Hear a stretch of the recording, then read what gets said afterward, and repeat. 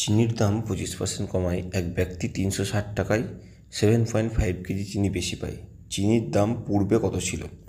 দেখো, এ ধরনের অঙ্ক করার জন্য আমাদের খুবই সহজ পদ্ধতি আছে, 5 সেকেন্ডে অঙ্কটি হয়ে যাবে। কি করব? চিনির দাম কত পার্সেন্ট কমেছে? 25%। যেটি কমেছে সেটি উপরে লিখলাম,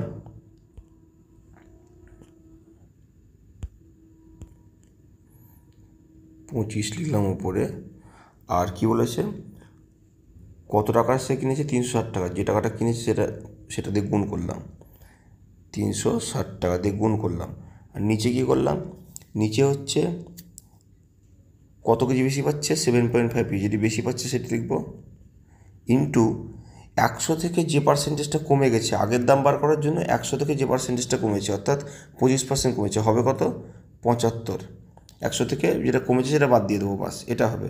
এটা ক্যালকুলেশন করলে উত্তর হয়ে যাবে। 3 25 75, দশমিক তুললাম, একটা 10 বসালাম,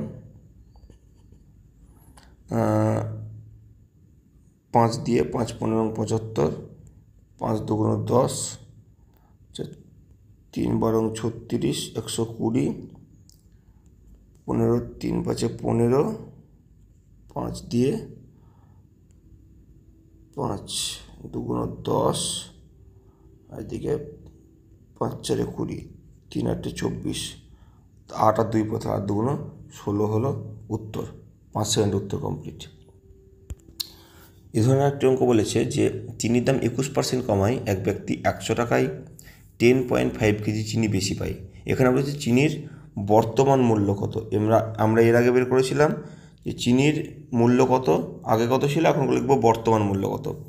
বর্তমান মূল্যের ক্ষেত্রে কিছু করতে হবে না, নিজে যেটা 100 থেকে 25 বাদ দিয়ে 75 করছিলাম সেখানে 75 না রেখে বর্তমানে মূল্য হচ্ছে 100, অর্থাৎ নিচে 100 রেখে দেবো, কমানোর দরকার নেই।